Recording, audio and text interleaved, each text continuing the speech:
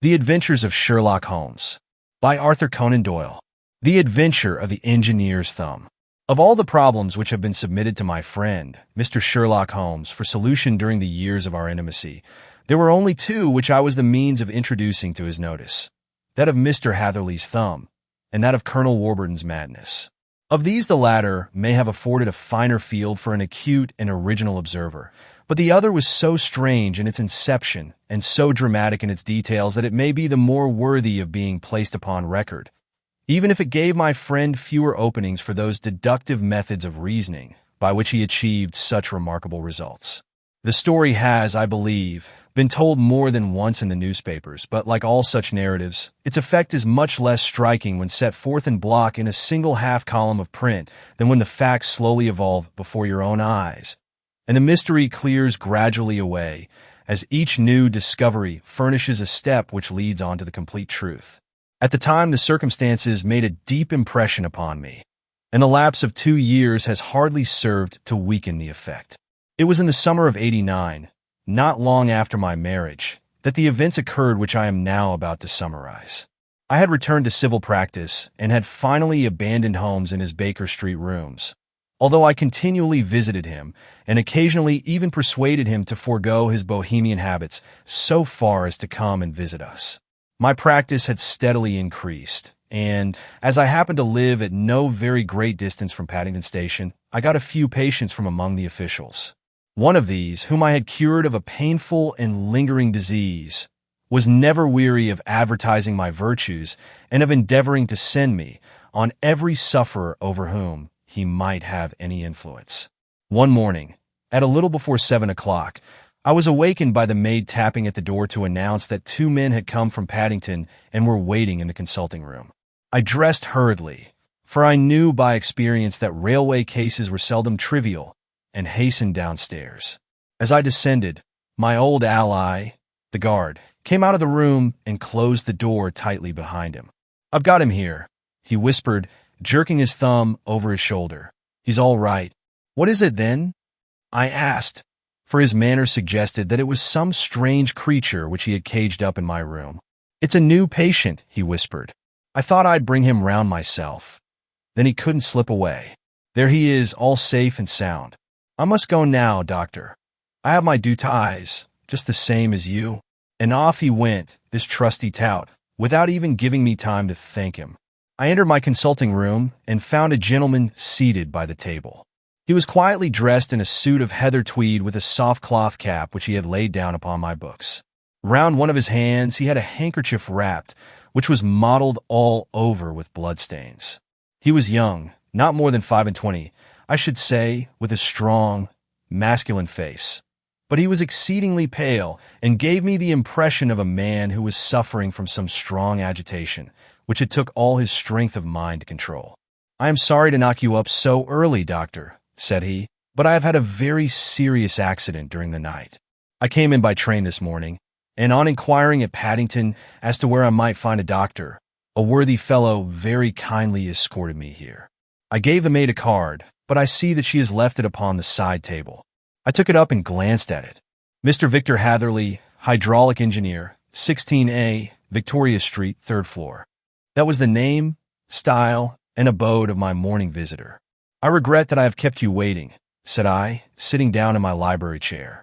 "You are fresh from a night journey, I understand, which is in itself a monotonous occupation." "Oh, my night could not be called monotonous," said he, and laughed. He laughed very heartily, with a high, ringing note, leaning back in his chair and shaking his sides. All my medical instincts rose up against that laugh. "Stop it," I cried. "Pull yourself together," and I poured out some water from a carafe. It was useless, however. He was often one of those hysterical outbursts which come upon a strong nature when some great crisis is over and gone. Presently he came to himself, once more, very weary and pale-looking. "I have been making a fool of myself," he gasped. "Not at all. Drink this." I dashed some brandy into the water, and the color began to come back to his bloodless cheeks. "That's better," said he. "And now, doctor, perhaps you would kindly attend to my thumb, or rather to the place where my thumb used to be." He unwound the handkerchief and held out his hand. It gave even my hardened nerves a shudder to look at it. There were 4 protruding fingers and a horrid red, spongy surface where the thumb should have been. It had been hacked or torn right out from the roots. Good heavens! I cried. This is a terrible injury. It must have bled considerably. Yes, it did. I fainted when it was done, and I think that I must have been senseless for a long time. When I came to, I found that it was still bleeding, so I tied one end of my handkerchief very tightly round the wrist and braced it up with a twig. Excellent. You should have been a surgeon. It is a question of hydraulics, you see, and came within my own province. This has been done, said I, examining the wound, by a very heavy and sharp instrument. A thing like a cleaver, said he. An accident, I presume? By no means. What? A murderous attack. Very murderous indeed. You horrify me. I sponged the wound, cleaned it, dressed it, and finally covered it over with cotton wadding and Carbolese bandages. He lay back without wincing, though he bit his lip from time to time. How is that? I asked when I had finished. Capital. Between your brandy and your bandage, I feel a new man. I was very weak, but I have had a good deal to go through. Perhaps you had better not speak of the matter. It is evidently trying to your nerves. Oh no, not now. I shall have to tell my tale to the police. But between ourselves, if it were not for the convincing evidence of this wound of mine, I should be surprised if they believe my statement, for it is a very extraordinary one, and I have not much in the way of proof with which to back it up. And even if they believe me, the clues which I can give them are so vague that it is a question whether justice will be done. Ah, cried I, if it is anything in the nature of a problem which you desire to see solved, I should strongly recommend you to come to my friend, Mr. Sherlock Holmes, before you go to the official police. Oh, I have heard of that fellow, answered my visitor, and I should be very glad if he would take the matter up, though of course I must use the official police as well. Would you give me an introduction to him? I'll do better. I'll take you round him myself. I should be immensely obliged to you. We'll call a cab and go together. We shall just be in time to have a little breakfast with him. Do you feel equal to it? Yes.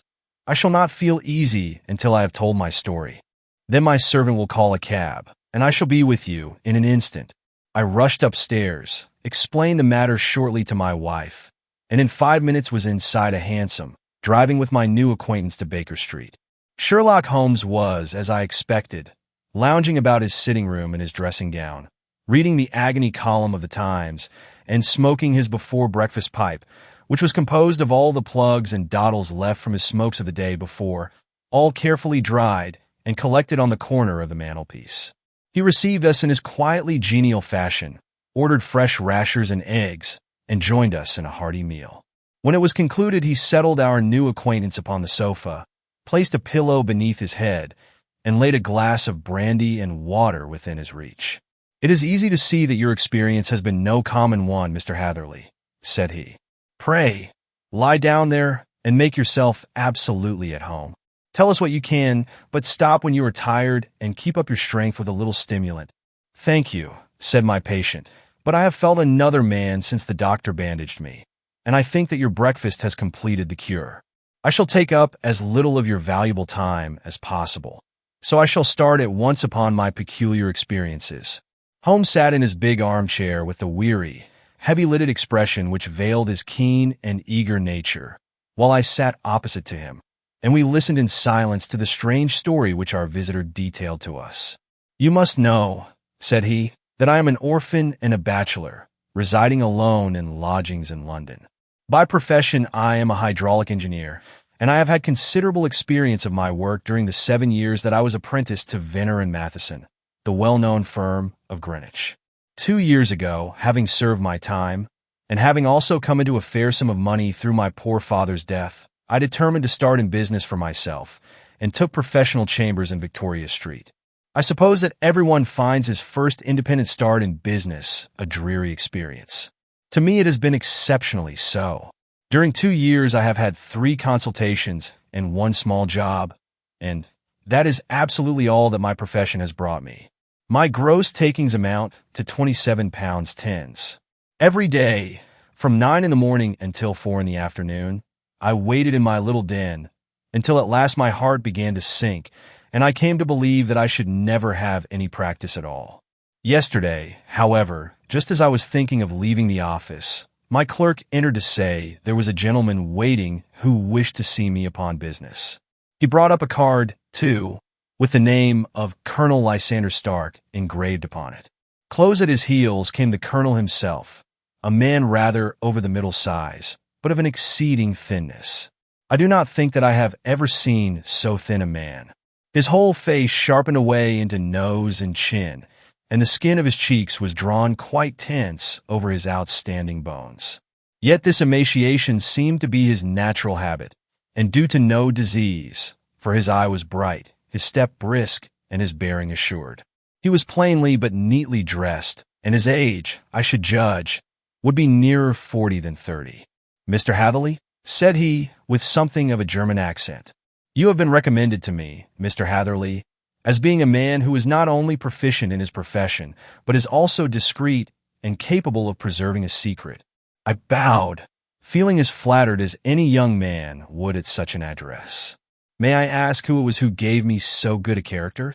"Well, perhaps it is better that I should not tell you that just at this moment. I have it from the same source that you are both an orphan and a bachelor, and are residing alone in London." "That is quite correct," I answered. "But you will excuse me if I say that I cannot see how all this bears upon my professional qualifications. I understand that it was on a professional matter that you wished to speak to me. Undoubtedly so. But you will find that all I say is really to the point. I have a professional commission for you, but absolute secrecy is quite essential. Absolute secrecy, you understand? And of course we may expect that more from a man who is alone than from one who lives in the bosom of his family." "If I promise to keep a secret," said I, "you may absolutely depend upon my doing so." He looked very hard at me as I spoke, and it seemed to me that I had never seen so suspicious and questioning an eye. "Do you promise, then?" said he at last. "Yes, I promise. Absolute and complete silence before, during, and after. No reference to the matter at all, either in word or writing." "I have already given you my word." "Very good." He suddenly sprang up, and darting like lightning across the room, he flung open the door. The passage outside was empty. "That's all right," said he, coming back. "I know that clerks are sometimes curious as to their master's affairs. Now we can talk in safety." He drew up his chair very close to mine and began to stare at me again with the same questioning and thoughtful look. A feeling of repulsion and of something akin to fear had begun to rise within me at the strange antics of this fleshless man. Even my dread of losing a client could not restrain me from showing my impatience. "I beg that you will state your business, sir," said I. "My time is of value." Heaven forgive me for that last sentence, but the words came to my lips. "How would 50 guineas for a night's work suit you?" he asked. "Most admirably. I say a night's work, but an hour's would be nearer the mark. I simply want your opinion about a hydraulic stamping machine, which has got out of gear. If you show us what is wrong, we shall soon set it right ourselves. What do you think of such a commission as that? The work appears to be light, and the pay munificent." "Precisely so. We shall want you to come tonight by the last train." "Where to?" "To Ayford in Berkshire. It is a little place near the borders of Oxfordshire, and within 7 miles of Reading. There is a train from Paddington, which would bring you there at about 11:15. "Very good. I shall come down in a carriage to meet you." "There is a drive, then?" "Yes, our little place is quite out in the country. It is a good 7 miles from Ayford station. Then we can hardly get there before midnight. I suppose there would be no chance of a train back. I should be compelled to stop the night." "Yes, we could easily give you a shakedown." "That is very awkward. Could I not come at some more convenient hour?" "We have judged it best that you should come late. It is to recompense you for any inconvenience that we are paying to you, a young and unknown man, a fee which would buy an opinion from the very heads of your profession. Still, of course, if you would like to draw out of the business, there is plenty of time to do so." I thought of the 50 guineas and of how very useful they would be to me. "Not at all," said I. "I shall be very happy to accommodate myself to your wishes. I should like, however, to understand a little more clearly what it is that you wish me to do." "Quite so. It is very natural that the pledge of secrecy, which we have exacted from you, should have aroused your curiosity. I have no wish to commit you to anything without your having it all laid before you. I suppose that we are absolutely safe from eavesdroppers?" Entirely, then the matter stands thus. You are probably aware that Fuller's Earth is a valuable product, and that it is only found in 1 or 2 places in England. I have heard so. Some little time ago, I bought a small place, a very small place, within 10 miles of Reading. I was fortunate enough to discover that there was a deposit of Fuller's Earth in one of my fields. On examining it, however, I found that this deposit was a comparatively small one, and that it formed a link between 2 very much larger ones upon the right and left, both of them, however, in the grounds of my neighbors. These good people were absolutely ignorant that their land contained that which was quite as valuable as a gold mine. Naturally, it was to my interest to buy their land before they discovered its true value, but unfortunately, I had no capital by which I could do this. I took a few of my friends into the secret, however, and they suggested that we should quietly and secretly work our own little deposit, and that in this way we should earn the money which would enable us to buy the neighboring fields. This we have now been doing for some time, and in order to help us in our operations, we erected a hydraulic press. This press, as I've already explained, has got out of order, and we wish your advice upon the subject. We guard our secret very jealously, however, and if it once became known that we had hydraulic engineers coming to our little house, it would soon rouse inquiry, and then if the facts came out, it would be goodbye to any chance of getting these fields and carrying out our plans. That is why I have made you promise me that you will not tell a human being that you are going to Ayford tonight. I hope that I make it all plain. I quite follow you, said I. The only point which I could not quite understand was what use you could make of a hydraulic press in excavating Fuller's Earth, which, as I understand, is dug out like gravel from a pit. Ah, said he carelessly, we have our own process. We compress the earth into bricks, so as to remove them without revealing what they are. But that is a mere detail. I have taken you fully into my confidence now, Mr. Hatherley, and I have shown you how I trust you. He rose as he spoke. I shall expect you. Then, at Ayford at 11:15, I shall certainly be there, and not a word to a soul. He looked at me with a last long, questioning gaze, and then, pressing my hand in a cold, dank grasp, he hurried from the room. Well, when I came to think it all over in cool blood, I was very much astonished, as you may both think, at this sudden commission which had been entrusted to me. On the one hand, of course, I was glad, for the fee was at least tenfold what I should have asked had I set a price upon my own services, and it was possible that this order might lead to other ones. On the other hand, the face and manner of my patron had made an unpleasant impression upon me, and I could not think that his explanation of the Fuller's Earth was sufficient to explain the necessity for my coming at midnight, and his extreme anxiety lest I should tell anyone of my errand.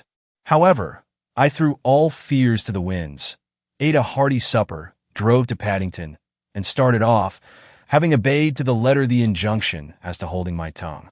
At Reading I had to change not only my carriage, but my station. However, I was in time for the last train to Ayford, and I reached the little dim-lit station after 11 o'clock. I was the only passenger who got out there, and there was no one upon the platform save a single sleepy porter with a lantern. As I passed out through the wicket gate, however, I found my acquaintance of the morning waiting in the shadow upon the other side. Without a word, he grasped my arm and hurried me into a carriage, the door of which was standing open. He drew up the windows on either side, tapped on the woodwork, and away we went as fast as the horse could go. One horse, interjected Holmes. Yes, only one. Did you observe the color? Yes, I saw it by the side lights when I was stepping into the carriage. It was a chestnut, tired-looking or fresh?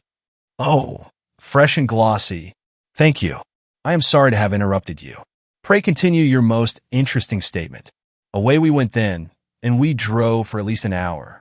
Colonel Lysander Stark had said that it was only 7 miles, but I should think from the rate that we seemed to go, and from the time that we took, that it must have been nearer 12. He sat at my side in silence all the time, and I was aware, more than once when I glanced in his direction, that he was looking at me with great intensity. The country roads seemed to be not very good in that part of the world, for we lurched and jolted terribly. I tried to look out of the windows to see something of where we were, but they were made of frosted glass, and I could make out nothing save the occasional bright blur of a passing light. Now and then I hazarded some remark to break the monotony of the journey, but But the colonel answered only in monosyllables, and the conversation soon flagged. At last, however, the bumping of the road was exchanged for the crisp smoothness of a gravel drive, and the carriage came to a stand. Colonel Lysander Stark sprang out, and, as I followed after him, pulled me swiftly into a porch which gaped in front of us. We stepped, as it were, right out of the carriage and into the hall, so that I failed to catch the most fleeting glance of the front of the house. The instant that I had crossed the threshold, the door slammed heavily behind us, and I heard faintly the rattle of the wheels as the carriage drove away. It was pitch dark inside the house, and the colonel fumbled about looking for matches and muttering under his breath. Suddenly a door opened at the other end of the passage, and a long, golden bar of light shot out in our direction. It grew broader, and a woman appeared with a lamp in her hand, which she held above her head, pushing her face forward and peering at us. I could see that she was pretty, and from the gloss with which the light shone upon her dark dress, I knew that it was a rich material. She spoke a few words in a foreign tongue in a tone as though asking a question, and when my companion answered in a gruff monosyllable, she gave such a start that the lamp nearly fell from her hand. Colonel Stark went up to her, whispered something in her ear, and then, pushing her back into the room from whence she had come, he walked towards me again with the lamp in his hand. "Perhaps you will have the kindness to wait in this room for a few minutes," said he, throwing open another door. It was a quiet, little, plainly furnished room, with a round table in the center, on which several German books were scattered. Colonel Stark laid down the lamp on the top of a harmonium beside the door. "I shall not keep you waiting an instant," said he, and vanished into the darkness. I glanced at the books upon the table, and in spite of my ignorance of German, I could see that 2 of them were treatises on science, the others being volumes of poetry. Then I walked across to the window, hoping that I might catch some glimpse of the countryside, but an oak shutter, heavily barred, was folded across it. It was a wonderfully silent house. There was an old clock ticking loudly somewhere in the passage, but otherwise everything was deadly still. A vague feeling of uneasiness began to steal over me. Who were these German people, and what were they doing living in this strange, out-of-the-way place? And where was the place? I was 10 miles or so from Ayford. That was all I knew, but whether north, south, east, or west I had no idea. For that matter, Reading, and possibly other large towns, were within that radius, so the place might not be so secluded, after all. Yet it was quite certain, from the absolute stillness, that we were in the country. I paced up and down the room, humming a tune under my breath to keep up my spirits, and feeling that I was thoroughly earning my 50-guinea fee. Suddenly, without any preliminary sound in the midst of the utter stillness, the door of my room swung slowly open. The woman was standing in the aperture, the darkness of the hall behind her, the yellow light from my lamp beating upon her eager and beautiful face. I could see at a glance that she was sick with fear, and the sight sent a chill to my own heart. She held up one shaking finger to warn me to be silent, and she shot a few whispered words of broken English at me, her eyes glancing back, like those of a frightened horse, into the gloom behind her. "I would go," said she, trying hard, as it seemed to me, to speak calmly. "I would go. I should not stay here. There is no good for you to do." "But, madam," said I have not yet done what I came for. I cannot possibly leave until I have seen the machine." "It is not worth your while to wait," she went on. "You can pass through the door. No one hinders." And then, seeing that I smiled and shook my head, she suddenly threw aside her constraint and made a step forward, with her hands wrung together. "For the love of heaven," she whispered, "get away from here before it is too late." But I am somewhat headstrong by nature, and the more ready to engage in an affair when there is some obstacle in the way. I thought of my 50-guinea fee, of my wearisome journey, and of the unpleasant night which seemed to be before me. Was it all to go for nothing? Why should I slink away without having carried out my commission, and without the payment which was my due? This woman might, for all I knew, be a monomaniac, with a stout bearing. Therefore, though her manner had shaken me more than I cared to confess, I still shook my head and declared my intention of remaining where I was. She was about to renew her entreaties when a door slammed overhead, and the sound of several footsteps was heard upon the stairs. She listened for an instant, threw up her hands with a despairing gesture, and vanished as suddenly and as noiselessly as she had come. The newcomers were Colonel Lysander Stark and a short, thick man with a chinchilla beard growing out of the creases of his double chin, who was introduced to me as Mr. Ferguson. "This is my secretary and manager," said the colonel. "By the way, I was under the impression that I left this door shut just now. I fear that you have felt the draft." "On the contrary," said I opened the door myself because I felt the room to be a little close. He shot one of his suspicious looks at me. "Perhaps we had better proceed to business, then," said he. "Mr. Ferguson and I will take you up to see the machine. I had better put my hat on, I suppose." "Oh, no, it is in the house." "What? You dig fuller's earth in the house?" No. This is only where we compress it. But never mind that. All we wish you to do is to examine the machine and to let us know what is wrong with it." We went upstairs together, the colonel first with the lamp, the fat manager and I behind him. It was a labyrinth of an old house, with corridors, passages, narrow winding staircases, and little low doors, the thresholds of which were hollowed out by the generations who had crossed them. There were no carpets and no signs of any furniture above the ground floor, while the plaster was peeling off the walls, and the damp was breaking through in green, unhealthy blotches. I tried to put on as unconcerned an air as possible, but I had not forgotten the warnings of the lady, even though I disregarded them, and I kept a keen eye upon my two companions. Ferguson appeared to be a morose and silent man, but I could see from the little that he said that he was at least a fellow countryman. Colonel Lysander Stark stopped at last before a low door, which he unlocked. Within was a small, square room, in which the three of us could hardly get at one time. Ferguson remained outside, and the colonel ushered me in. "We are now," said he, "actually within the hydraulic press, and it would be a particularly unpleasant thing for us if anyone were to turn it on. The ceiling of this small chamber is really the end of the descending piston, and it comes down with the force of many tons upon this metal floor.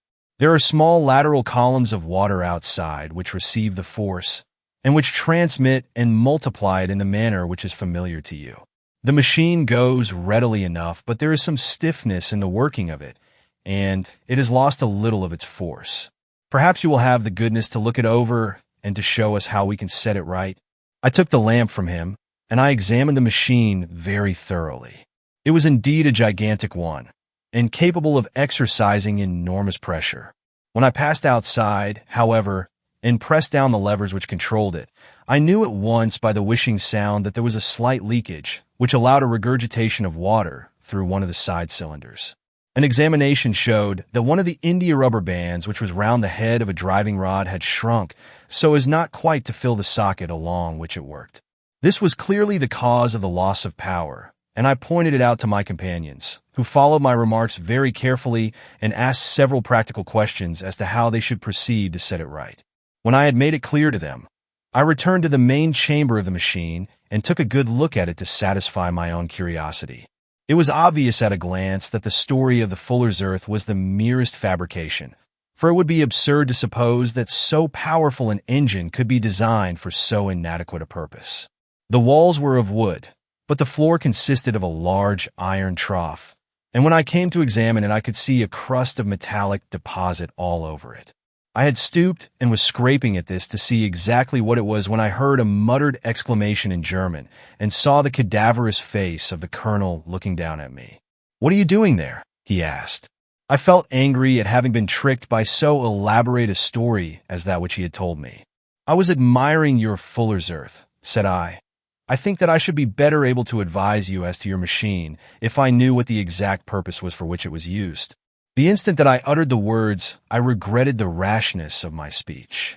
His face set hard, and a baleful light sprang up in his gray eyes. "Very well," said he, "you shall know all about the machine." He took a step backward, slammed the little door, and turned the key in the lock. I rushed towards it and pulled at the handle, but it was quite secure and did not give in the least to my kicks and shoves. "Hello!" I yelled. "Hello! Colonel, let me out!" And then suddenly in the silence I heard a sound which sent my heart into my mouth. It was the clank of the levers and the swish of the leaking cylinder. He had set the engine at work. The The lamp still stood upon the floor where I had placed it when examining the trough. By its light, I saw that the black ceiling was coming down upon me, slowly, jerkily, but as none knew better than myself, with a force which must within a minute grind me to a shapeless pulp. I threw myself, screaming, against the door, and dragged with my nails at the lock. I implored the colonel to let me out, but the remorseless clanking of the levers drowned my cries. The ceiling was only a foot or two above my head, and with my hand upraised I could feel its hard, rough surface. Then it flashed through my mind that the pain of my death would depend very much upon the position in which I met it. If I lay on my face, the weight would come upon my spine, and I shuddered to think of that dreadful snap. Easier the other way, perhaps. And yet, had I the nerve to lie and look up at that deadly black shadow wavering down upon me? Already I was unable to stand erect, when my eye caught something which brought a gush of hope back to my heart. I have said that though the floor and ceiling were of iron, the walls were of wood. As I gave a last hurried glance around, I saw a thin line of yellow light between two of the boards, which broadened and broadened as a small panel was pushed backward. For an instant I could hardly believe that here was indeed a door which led away from death. The next instant I threw myself through, and lay half fainting upon the other side. The panel had closed again behind me, but the crash of the lamp, and a few moments afterwards the clang of the two slabs of metal, told me how narrow had been my escape. I was recalled to myself by a frantic plucking at my wrist, and I found myself lying upon the stone floor of a narrow corridor, while a woman bent over me and tugged at me with her left hand, while she held a candle in her right. It was the same good friend whose warning I had so foolishly rejected. "Come, come," she cried breathlessly. "They will be here in a moment. They will see that you are not there. Oh, do not waste the so precious time. But come." This time, at least, I did not scorn her advice. I staggered to my feet and ran with her along the corridor and down a winding stair. The ladder led to another broad passage, and just as we reached it, we heard the sound of running feet and the shouting of two voices, one answering the other from the floor on which we were and from the one beneath. My guide stopped and looked about her like one who was at her wit's end. Then she threw open a door which led into a bedroom, through the window of which the moon was shining brightly. "It is your only chance," said she. "It is high, but it may be that you can jump it." As she spoke, a light sprang into view at the further end of the passage, and I saw the lean figure of Colonel Lysander Stark rushing forward with a lantern in one hand and a weapon like a butcher's cleaver in the other. I rushed across the bedroom, flung open the window, and looked out. How quiet and sweet and wholesome the garden looked in the moonlight, and it could not be more than 30 feet down. I clambered out upon the sill, but I hesitated to jump until I should have heard what passed between my savior and the ruffian who pursued me. If she were ill-used, then at any risks, I was determined to go back to her assistance. The thought had hardly flashed through my mind before he was at the door, pushing his way past her, but she threw her arms round him and tried to hold him back. "Fritz, Fritz," she cried in English, "remember your promise after the last time. You said it should not be again. He will be silent." "Oh, he will be silent. You are mad, Elise," he shouted, struggling to break away from her. "You will be the ruin of us. He has seen too much. Let me pass, I say." He dashed her to one side and, rushing to the window, cut at me with his heavy weapon. I had let myself go and was hanging by the hands to the sill when his blow fell. I was conscious of a dull pain, my grip loosened, and I fell into the garden below. I was shaken but not hurt by the fall. So I picked myself up and rushed off among the bushes as hard as I could run, for I understood that I was far from being out of danger yet. Suddenly, however, as I ran, a deadly dizziness and sickness came over me. I glanced down at my hand, which was throbbing painfully, and then, for the first time, saw that my thumb had been cut off and that the blood was pouring from my wound. I endeavored to tie my handkerchief round it, but there came a sudden buzzing in my ears, and next moment I fell in a dead faint among the rose bushes. How long I remained unconscious, I cannot tell. It must have been a very long time, for the moon had sunk, and a bright morning was breaking when I came to myself. My clothes were all sodden with dew, and my coat sleeve was drenched with blood from my wounded thumb. The smarting of it recalled in an instant all the particulars of my night's adventure, and I sprang to my feet with the feeling that I might hardly yet be safe from my pursuers. But to my astonishment, when I came to look round me, neither house nor garden were to be seen. I had been lying in an angle of the hedge close by the high road, and just a little lower down was a long building, which proved, upon my approaching it, to be the very station at which I had arrived upon the previous night. Were it not for the ugly wound upon my hand, all that had passed during those dreadful hours might have been an evil dream. Half dazed, I went into the station and asked about the morning train. There would be one to Reading in less than an hour. The same porter was on duty, I found, as had been there when I arrived. I inquired of him whether he had ever heard of Colonel Lysander Stark. The name was strange to him. Had he observed a carriage the night before waiting for me? No, he had not. Was there a police station anywhere near? There was one about 3 miles off. It was too far for me to go, weak and ill as I was. I determined to wait until I got back to town before telling my story to the police. It was a little past 6 when I arrived, so I went first to have my wound dressed, and then the doctor was kind enough to bring me along here. I put the case into your hands, and shall do exactly what you advise. We both sat in silence for some little time after listening to this extraordinary narrative. Then Sherlock Holmes pulled down from the shelf one of the ponderous commonplace books in which he placed his cuttings. "Here is an advertisement which will interest you," said he. "It appeared in all the papers about a year ago. Listen to this. Lost on the 9th iced tea, Mr. Jeremiah Hailing, age 26, a hydraulic engineer. Left his lodgings at 10 o'clock at night, and has not been heard of since. Was dressed in, etc., etc." Huh. That represents the last time that the colonel needed to have his machine overhauled, I fancy. "Good heavens!" cried my patient. "Then that explains what the girl said." "Undoubtedly. It is quite clear that the colonel was a cool and desperate man, who was absolutely determined that nothing should stand in the way of his little game, like those out-and-out pirates who will leave no survivor from a captured ship. Well, every moment now is precious. So if you feel equal to it, we shall go down to Scotland Yard at once as a preliminary to starting for Ayford. Some 3 hours or so afterwards we were all in the train together, bound from Reading to the little Berkshire village. There were Sherlock Holmes, the hydraulic engineer, Inspector Bradstreet of Scotland Yard, a plainclothes man, and myself. Bradstreet had spread an ordnance map of the county out upon the seat, and was busy with his compasses drawing a circle with Ayford for its center. "There you are," said he. "That circle is drawn at a radius of 10 miles from the village. The place we want must be somewhere near that line. You said 10 miles, I think, sir? It was an hour's good drive. And you think that they brought you back all that way when you were unconscious? They must have done so. I have a confused memory, too, of having been lifted and conveyed somewhere.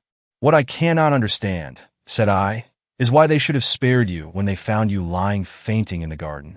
Perhaps the villain was softened by the woman's entreaties. I hardly think that likely. I never saw a more inexorable face in my life." "Oh, we shall soon clear up all that," said Bradstreet.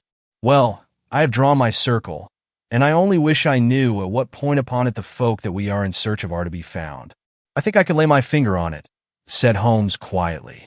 "Really now," cried the inspector, "you have formed your opinion. Come, now, we shall see who agrees with you. I say it is south, for the country is more deserted there." "And I say east," said my patient. "I am for west," remarked the plainclothes man. "There are several quiet little villages up there." "And I am for north," said I, "because there are no hills there, and our friend says that he did not notice the carriage go up any." "Come," cried the inspector, laughing, "it's a very pretty diversity of opinion. We have boxed the compass among us. Who do you give your casting vote to? You are all wrong. But we can't all be." "Oh, yes, you can. This is my point."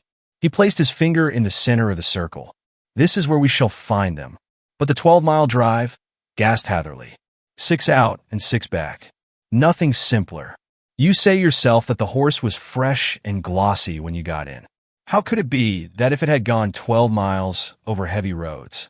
"Indeed, it is a likely ruse enough," observed Bradstreet thoughtfully. "Of course there can be no doubt as to the nature of this gang." "None at all," said Holmes. "They are coiners on a large scale, and have used the machine to form the amalgam which has taken the place of silver. We have known for some time that a clever gang was at work, said the inspector. They have been turning out half-crowns by the thousand. We even traced them as far as Reading, but could get no farther, for they had covered their traces in a way that showed that they were very old hands. But now, thanks to this lucky chance, I think that we have got them right enough.